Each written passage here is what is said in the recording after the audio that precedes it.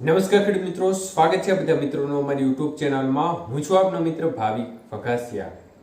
તો મિત્રો, ખાસ કરીને આ વિડીયોના માધ્યમથી આપણે વાત કરવાની છે હાલની સક્રિય સિસ્ટમોની સ્થિતિ શું છે, આજે ગુજરાતના કયા કયા વિસ્તારોમાં વરસાદની શક્યતાઓ રહેલી છે, તેમજ હવે પછીનો વરસાદી રાઉન્ડ કઈ તારીખોમાં જોવા મળી શકે છે તે વિશેની માહિતી વિડીયોમાં જોશું. તો જે પણ મિત્રો નવા હોય તે ચેનલને સબસ્ક્રાઇબ કરી લેજો. તો મિત્રો, સિસ્ટમની સ્થિતિ જોવા જઈએ તો ખાસ કરીને ગઈકાલે જે રાજસ્થાનના ભાગો નજીક સિસ્ટમ હતી તે હવે થોડી વધુ પશ્ચિમ ઉત્તર દિશા તરફ આગળ વધી અને સિસ્ટમ છે તે રાજસ્થાન અને તેને લાગુ જે પાકિસ્તાનનો ભાગ છે તેના ઉપર જોવા મળી રહી છે. તો સિસ્ટમ છે તે થોડી વધુ ધારણા કરતા આગળ વધી અને થોડી ઉત્તર દિશા તરફ ગઈ છે.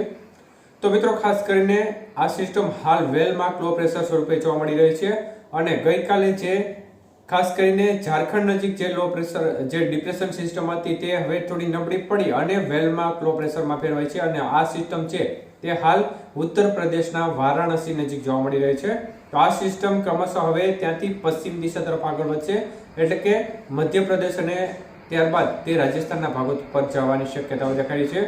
તો સાથે સાથે જે સિસ્ટમ પાકિસ્તાનના ભાગો નજીક છે તે સિસ્ટમ ફરીથી દક્ષિણ દિશા તરફ સરકશે અને તે સિસ્ટમ સાથે જે આ વારાણસી વાળી સિસ્ટમ છે તે રાજસ્થાન તરફ ગતિ કરતા બંને સિસ્ટમ ભેગી થઈ જશે અને ત્યારબાદ તે વધુ નીચે આવવાની શક્યતાઓ દેખાઈ છે.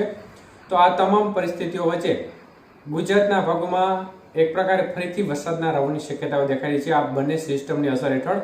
તો તે વિશેની માહિતી જાણીએ તે પહેલા આજના વરસાદના વિસ્તારો વિશે ટૂંકી માહિતી જાણીએ. તો મિત્રો, ગઈકાલે આપણે આગાહીમાં જે વિસ્તારોમાં વધુ શક્યતાઓ વ્યક્ત કરી હતી તે પ્રમાણે ઉત્તર ગુજરાતના બોર્ડર કાંઠાના ભાગો અને પૂર્વ ગુજરાતના બોર્ડર કાંઠાના ભાગો અને દક્ષિણ ગુજરાતના બોર્ડર કાંઠાના વિસ્તારો છે તેમાં છૂટો છવાયો વરસાદી માહોલ જોવા મળ્યો હતો.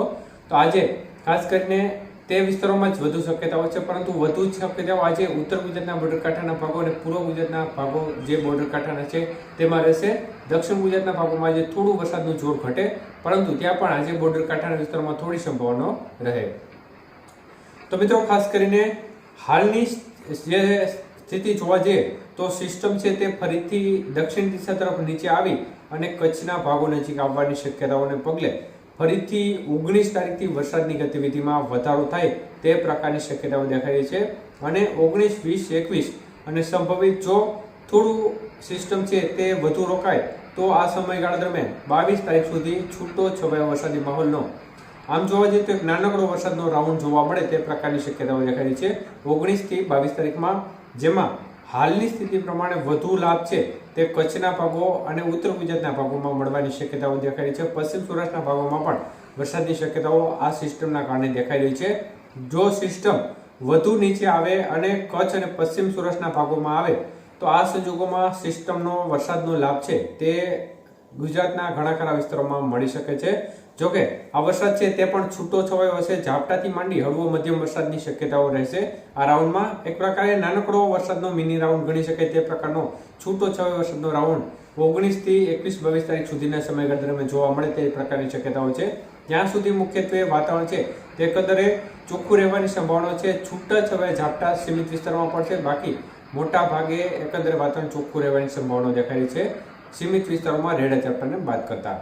તો આ પ્રકારની સ્થિતિ દેખાઈ રહી છે. એટલે ખેડૂત મિત્રો, પોતાના ખેતી કાર્યોનું આયોજન એ રીતે કરજો જેથી કરીને 19 થી 21, 22 તારીખ સુધીના સમયગાળા દરમિયાન જો નાનકડો વરસાદનો રાઉન્ડ આવે તો આ સમયગાળા દરમિયાન આપણા ખેતી કાર્યો પૂર્ણ થઈ જાય.